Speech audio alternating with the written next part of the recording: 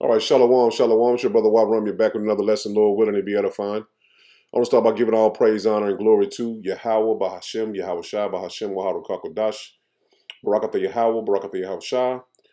Double honors to the apostles, elders, bishops of Great Millstone who taught me this truth. Shalom to the 144,000 men of the Lord you see on the highways and byways, prophesying in the name and power of Yahweh, Bahashem, Yahweh Shai, also in the correct doctrine. Shalom to the one-third men, women, and children that will escape the judgment of Yahweh, Bahashem, Yahweh Shai by their faith. This is another lesson I want to bring out through the Spirit of the Lord. As you see the separation of Jake and Esau, man, it's coming obvious that the so-called white man is Esau and the so-called blacks, Hispanic, and Native Americans are the Israelites. And more as we get close to the end, it's going to be made very, very plain to the people that rejected the truth. As you see the South African migrants are being brung over to Babylon the Great. They're saying they're escaping persecution in their country. And the South African president said they're not suffering at all from persecution at all. But we know that Esau is basically taking up for his own people, man. And ultimately being brought over here for judgment of Yahweh Bashem Yahushua, because there are a lot of those South African racists, man. A lot of them are small hatters. And we know that they are being brought over for judgment, man. And these small hatters in the regular Joe Blow six-pack Edomites, they have a hatred towards each other as well, man. So that shows you the curses with Deuteronomy 30 and 7 is being taken off of Jake and being put on our enemies, man. So let's get right into this lesson, man. I'm in the process of sponsoring a family that is fleeing South Africa due to the white genocide. I am not going to let a white group of people suffer and not help them because I've been bullied into not giving a shit. That ain't me. Wrong dude. Don't care. These people want to be Americans. They don't want to be South Africans anymore because that country was given over the minute that fucking cocksucking communist Mandela was let out of prison. They're going to live in my house, and I'm going to fucking feed them and take care of them. Suffice to say that I got involved in the abuse of the minority white race in South Africa a couple of years ago. Got heavily involved. Ultimately ended up sponsoring a family of four and helped facilitate them from Africa. Obviously, it turned out bad. They did play me, and they admit. In fact, that was one of the things they said was they're bragging about how they played me like a sport game.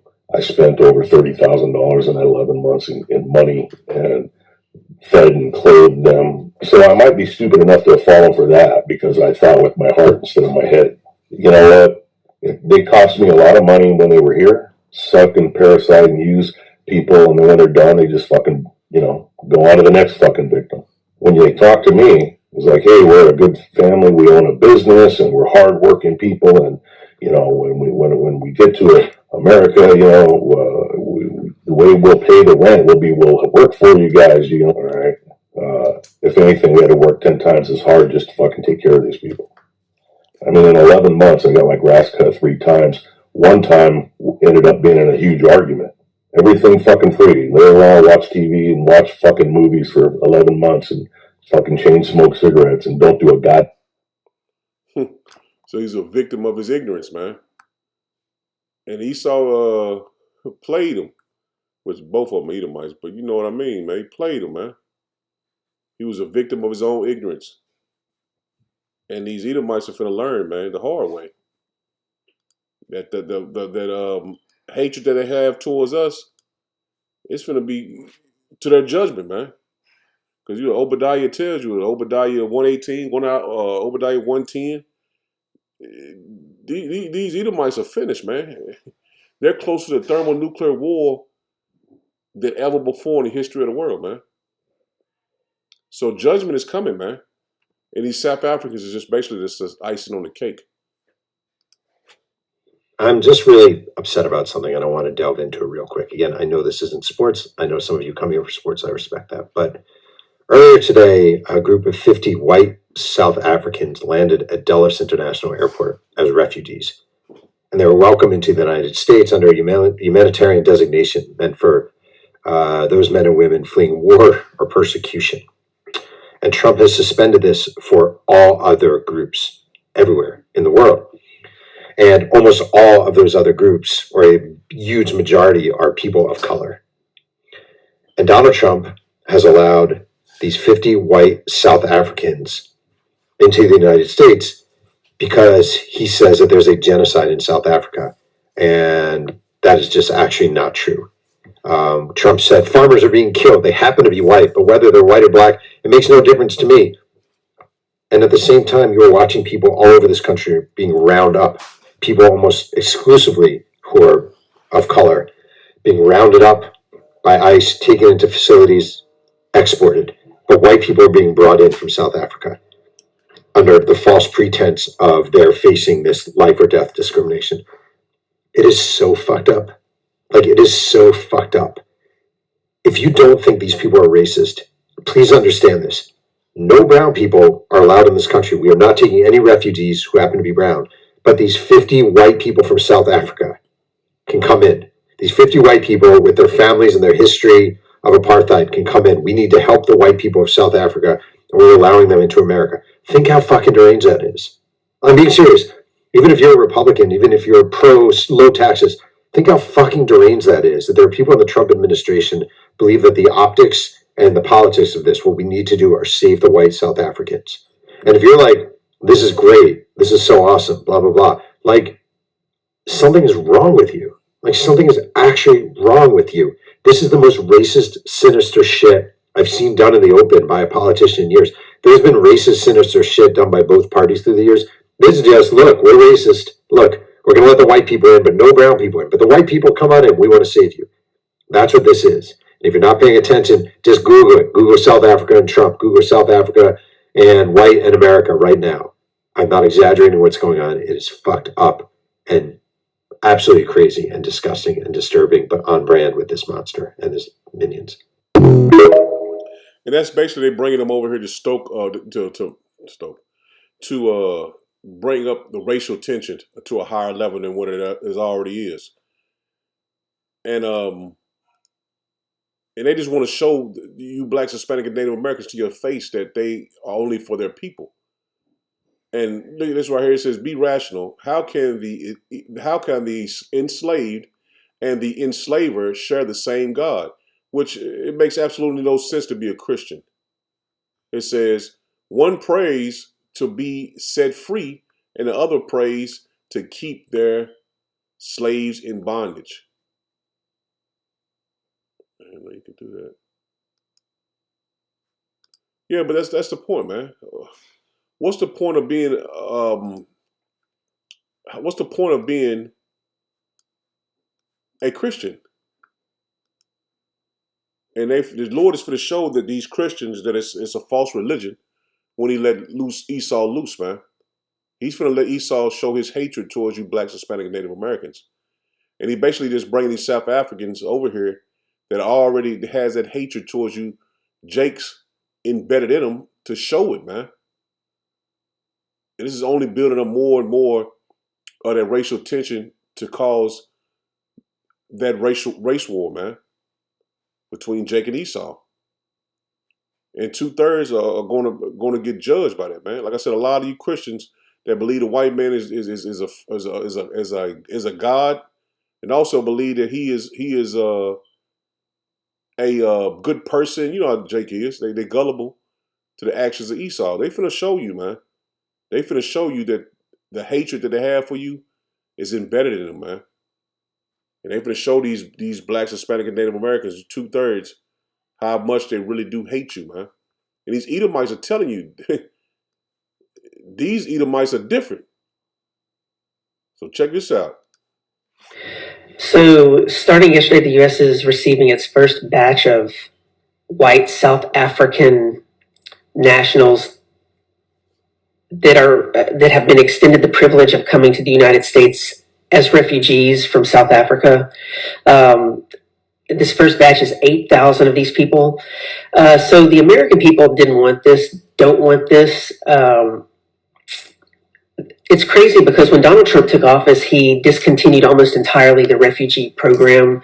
And there were like 22,000 people from different countries seeking refugee status and in the process of receiving denial or approval for the refugee status to reside in the United States due to issues in their country, which are always based and caused by, no matter what they are, the destabilization that the United States and the West has caused at some point, some way. Donald Trump discontinued this program almost entirely and threw all of these 20-something thousand people back to their countries. You come to the United States as a refugee because you're fleeing political persecution or ethnic persecution, political blah, blah, blah, forms of persecution.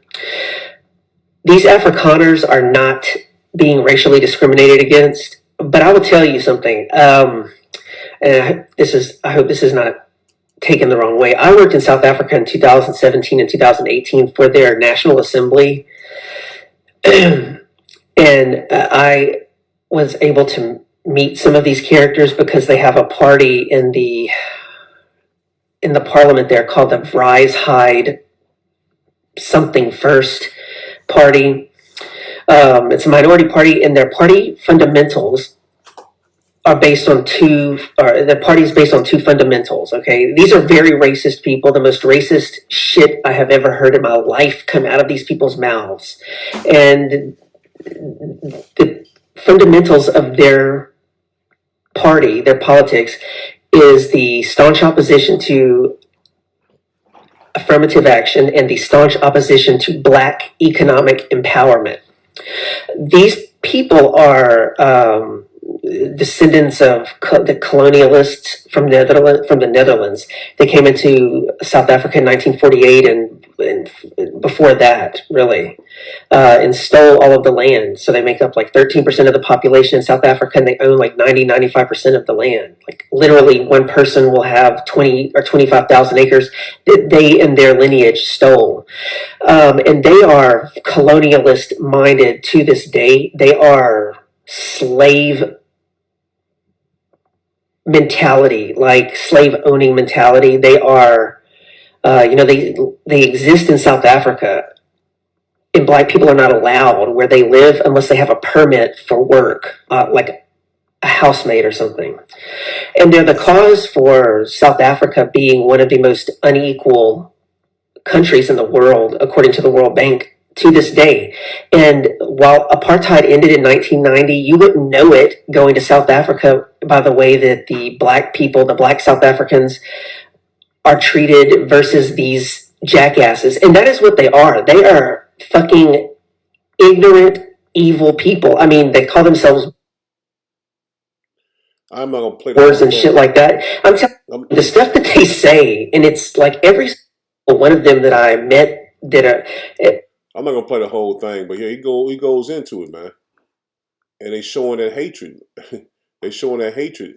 And see, they got a rally coming up. I'm not gonna play all this whole video either, for the sake of time.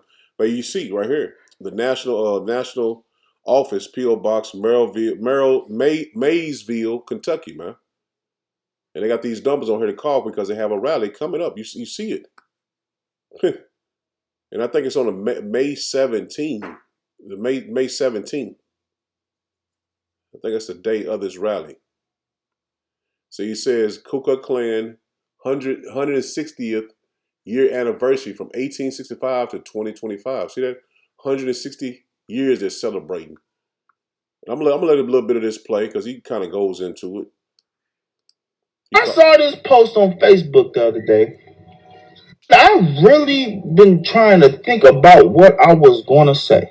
But let me read for all you Black people and colored folks. Ku Klux Klan, 160th year anniversary, 1865 to 2025. The Trinity White Knights of the Ku Klux Klan will be celebrating the 160th anniversary of the Ku Klux Klan, calling all like-minded white Protestant Americans to come join us on Saturday, May 17th at the Daniel Boone National Forest located in the Appalachian foothills of eastern Kentucky. If you are interested in attending, please write to the national office for more information. First off, I was thinking it was a joke. I'm like, ain't no way they put this paper out to be seen. With social media the way that it is, you would think that they would be word of mouth, not an actual piece of paper posted up on a billboard. I'm thinking, yeah, this gotta be a joke. It gotta be a joke. I'm closest to Indiana, so I decided to call the Indiana number.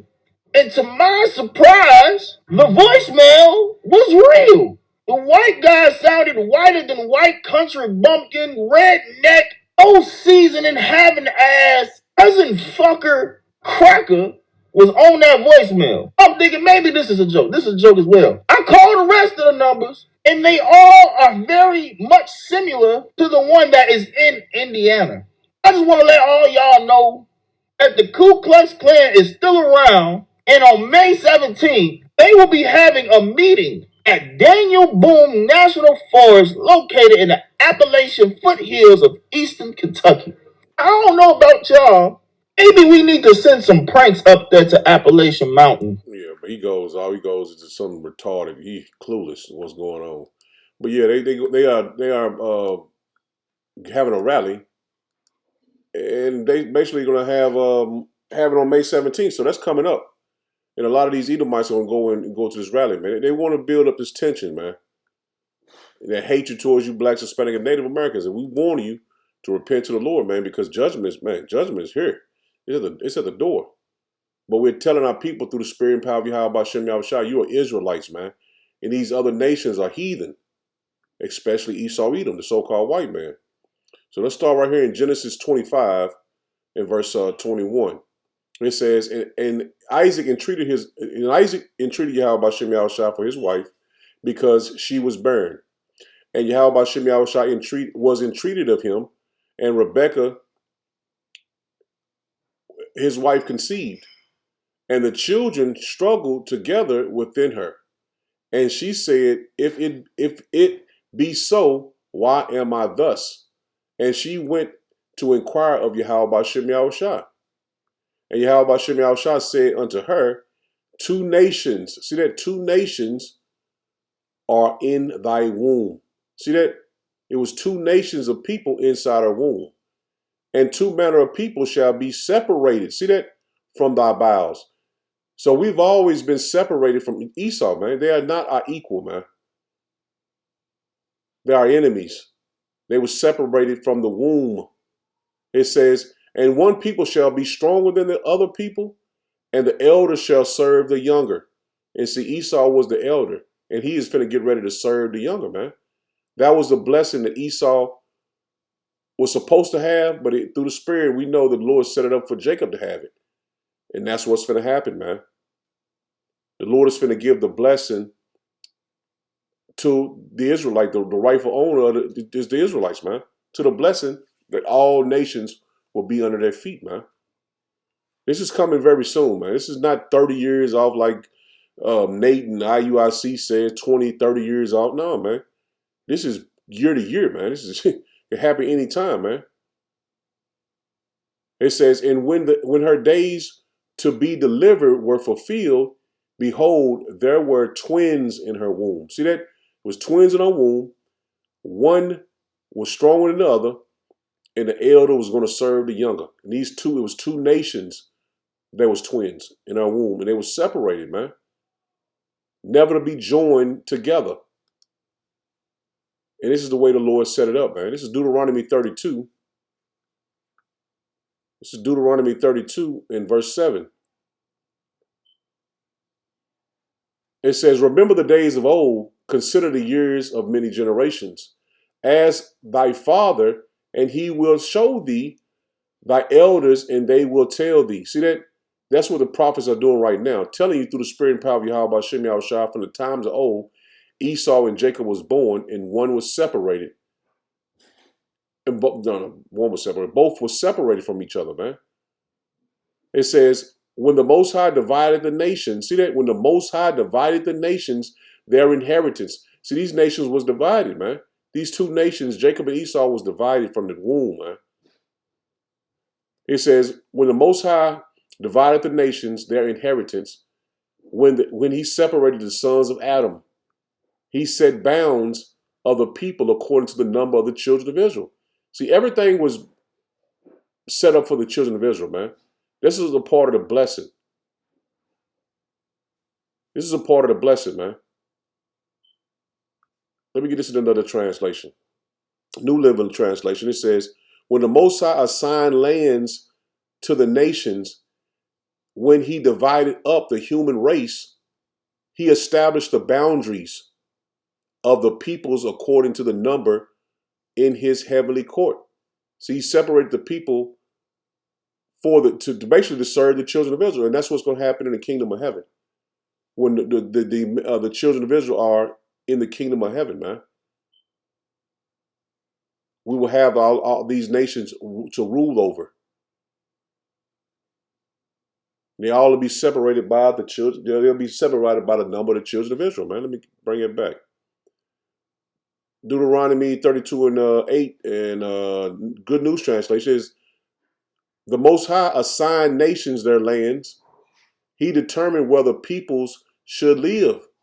He assigned each nation a heavenly being. See that? We're going to rule over them, man.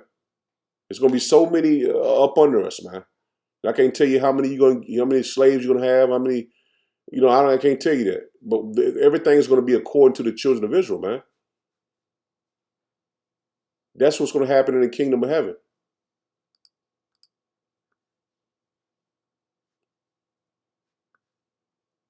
Verse 9, it says, for Yahweh Bashem Yahweh's portion is his people. See, it's showing you that he cares about Israel and only Israel, man. Jacob is the lot of his inheritance. Let's talk about Yahweh Bashem Yahweh, man. Jacob is the lot of his inheritance. And see, the Lord is only with you blacks, Hispanic, and Native Americans, man. And that's why we continue to prophesy to you to repent to the Lord. These other people are nothing to the Lord, man. He only cares about you. And that's why he is requiring of us to repent and return from our wicked ways to him. This is 2nd Ezra 6 in verse 54. It says, and after these, Adam also, whom thou madest Lord over all thy creatures. Of him come we all. See that all the nations come out of Adam. Man.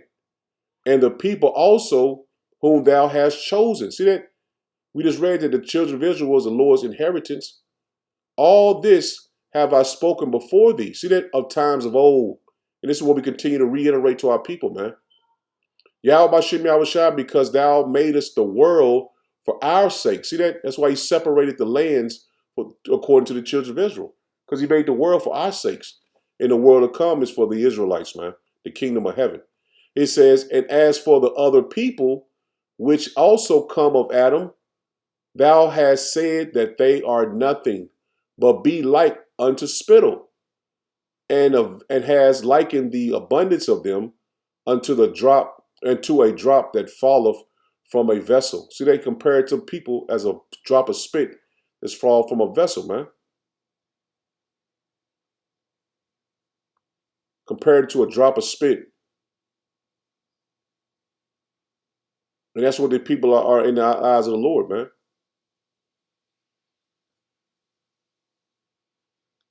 And that's how they are to the eyes of the Lord, man. He doesn't care about Esau. He let him build he's using him just like he used Pharaoh, man, to build him up, to bring him down, man. This is a beautiful thing. This is Genesis 27, and I'm going to start at 26. It says, and his father, Isaac, said unto him, this is Jacob going, when his mother, you read the story, start at 19, you read the story, when Jacob's mother made the venison for his father Isaac. I just want to get the point. It says, and his father Isaac said unto him, come near now and kiss me, my son. So basically he's taking the place of Esau when Esau was supposed to get the blessing. But we know the Lord set it up for Jacob to receive the blessing and not Esau. And he came near and kissed him, and he smelled the smell of his raiment and blessed him and said, see, the smell of my son is as the smell of a field, which Yahweh Bashem Yahweh is blessed. It's going into the blessings that Jacob received. And we haven't received them yet, but these are the blessings that was foretold for us to receive that we're about to receive. He says, therefore, power will give thee the dew of heaven, and the fatness of the earth, and plenty of corn and wine. Let people serve thee. See that? Let people serve thee, and nations bow down to thee. And that's the reason why the Lord set the earth the way it is, to be the way it's supposed to be, man. Everything is according to the children of Israel, man. Let people serve thee, and nations bow down to thee. Be Lord over thy brethren. See that? And be Lord over thy brethren. And see, this is what we're going to be, a Lord over Esau and the other nations, man. And let thy mother's sons bow down to thee. All the nations are going to bow to the children of Israel, man. That's the kingdom of heaven. It says, cursed be everyone that curseth thee. And what Esau had done the whole time we've been in captivity. He's cursed us, man. So he's going to be cursed. Cursed be everyone that curseth thee, and blessed be he that blesseth thee. So Esau has a great judgment coming to him, man. It's looking up for us, man. You believe and have faith in Yahweh Shem Yahushua, it's looking up for us.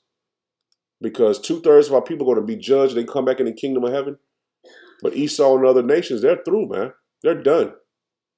This is Romans 9 and 3. It says, for I wish that myself were accursed from a Mashiach, for my brethren, my kinsmen, according to the flesh, who are Israelites. And this is Apostle Paul telling you, you know what I'm saying? He was wishing himself was a curse for his people, man. Verse 4 says, who are Israelites. See that? This is what everything is coming to the Israelites. Who are Israelites? No other nation, no Gentiles, and how Esau always try to bring in a Gentile. No, it's not.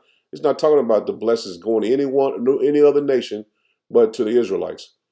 Who are Israelites, to whom pertain the adoption. See that?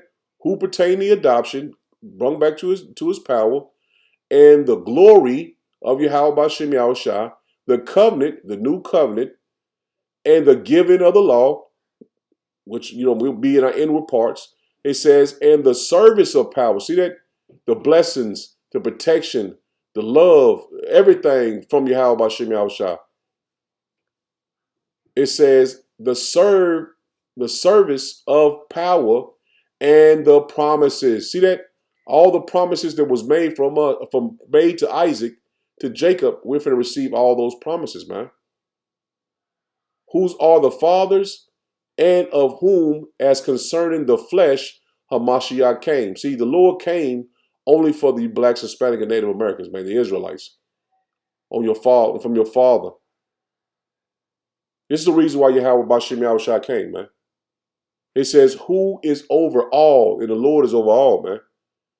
Power blessed forever. Amen. See that? Yahweh Bashem Yahushua is blessed forever, man. And this is not going to change, man, because if someone feels it shouldn't be this way, or they think it's wrong, or you think you twisted doctrine, or think you twisted scriptures. The scriptures have already been wrote, man. It has already been made well, it's plain to anyone that's really seeking Yahweh Bashem Yahushua, man, that the promises that was given to Jacob is soon to be given to the children of Israel, man, his offspring. So Lord, when it was edified, I made it there. Shalom, shalom.